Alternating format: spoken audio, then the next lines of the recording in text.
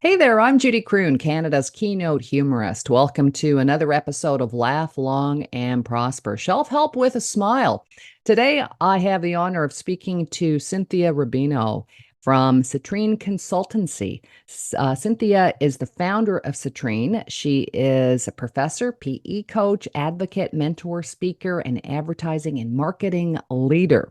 Now, the morning of May 7th, we are doing something very special together. It's called Empower the Future. This event is happening at Hart House in the Great Hall at U of T.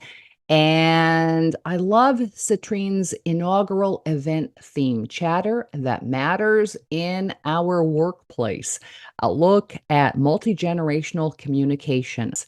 Cytrine has partnered with the Globe and Mail to present this fantastic inaugural event. Now, for tickets, you can go to eventbrite.ca.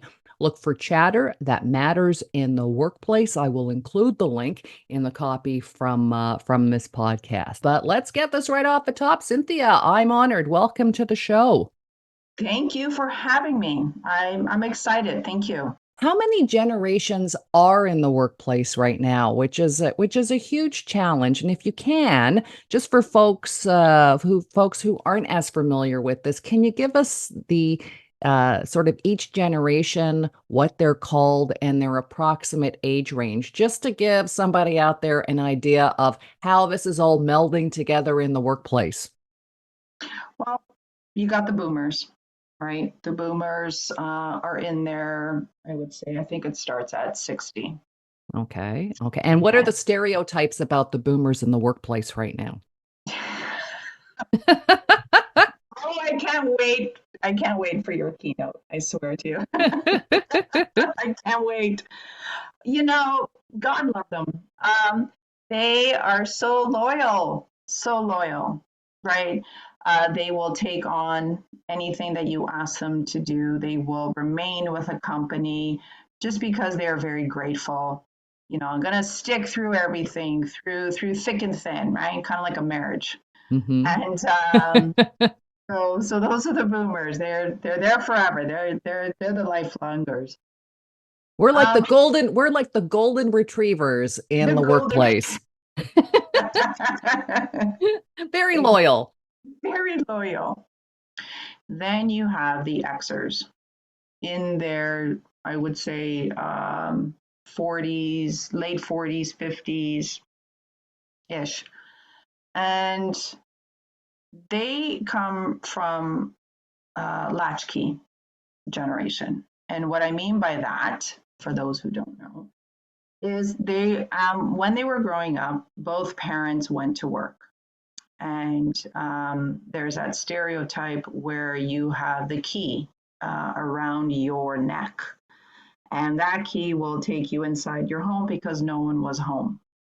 They are very much street smart.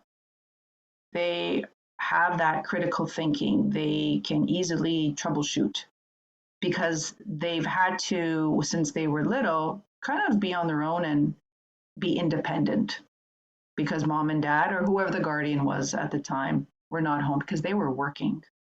And so these are the kids or the children growing into maybe starting dinner or finishing their homework. Like nobody told them what to do because nobody was home and they had to figure out what to do. Right. And so now you transfer that into the workplace. Um, and then you have the whys. And, you know, the whys, 30s, late 30s ish, you know. And again, when I say ages, you know, it sort of creeps into Yeah. the latter age. I mean, this generation is a mixed bag. They are tech savvy. Mm. The technology started not at the beginning of their lifespan, but sort of, you know, mid to like in their 20ish or 19. Um, and so they are very good. They are very savvy, but they care a lot about their work life balance, and they care a lot about being able to grow and have a lot of skill sets. So, you know, our industry is also very known for its revolving door, where people stay for 2 years and then they leave and they go somewhere else, and so on and so forth. Right? Very different from the boomers. Right.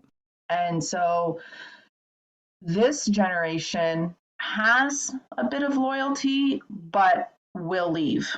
Mm. There's no question. They'll go, and they are savvy as well. So I would say they're very much a mix of all the generations. And then finally, what's the last group, Cynthia? The one and only, the Gen Zs, Mm. or Gen Zs. And the Gen Zs are your young 20s. They're in their 20s, right? And of course, 18, 19, 20s, around there, and higher. They were born into tech. Like, they were born into tech, and they are so savvy, so much more savvier than any of us can even imagine. And but they've had to deal with a lot in their lifespan. They had COVID, which put a dent, especially for the earlier Gen Zs, put a dent into their academia, Of course, and into their life, and into their rite of passage, whatever that was at the time.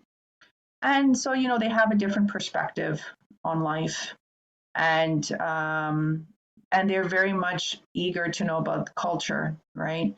The four walls mattered to them, whereas the boomers were more, I'm just grateful to take any job. Thank you very much. I'm taking it. right. Whereas the Gen Zs are very more methodical and thinking, okay, well, is this what I want to do? And we'll press pause. We'll press pause, and for them, it's okay. Well, Right? funny to your point, I was reading this article that basically said the stereotypes are as follows. Boomers are set in their ways. They're afraid of new technologies. Gen Xers couldn't care less about what people think about them. Millennials want a trophy for everything they do. And Gen Z, by the way, the largest generational demo, I think they're 90 million strong south of the border. They aspire to be TikTok influencers. So, I mean, whether that's true or not, that's certainly challenging for somebody like you who's like, can't we just all get along? Can't we make this all work? Right. So, I'm going to ask you maybe a bit of a reverse question. What can each of these generations teach each other? I believe that each generation has fantastic things that we can share, nuggets that we can share. And it is, to your point, it is the stereotypes, right? Oh, they're lazy. They're lazy. They don't want to. They don't care. Oh, look at them leaving at 5 on the dot because they have to go somewhere. Oh, look at them. They have their screens shut off. Come on, get online, right? Like, there's so I can't. I have so many, things. But so I believe that obviously the Gen Zs can absolutely teach the others how to be sort of on top of things, more efficient with the technology. So how do we use technology to our advantage in the workplace? I think that's really key, especially as we enter into an era of AI where it is, in my opinion, to support, not take over, to support. But I also think that the Gen Zs, in all fairness, technology, again, as much as it's great, it's a massive distraction. I can't even imagine what's going on in their head. Because, again, I always say this in class sometimes, it's like squirrels, right? Shiny ball here. Okay, I'm there. It's like they have to learn to focus. They have to learn to sort of pay attention, be mindful, be aware. And I think that's what I think more of the why and the boomers can teach them. The morning of May 7th, again, we are doing this terrific event, Empower the Future. This event is happening at Hart House in the Great Hall at U of T. And again, for tickets, you can go to eventbrite.ca and look for Chatter That Matters in the Workplace. Cynthia, thank you so much for joining me on the show today. So fun. Thank you for having me.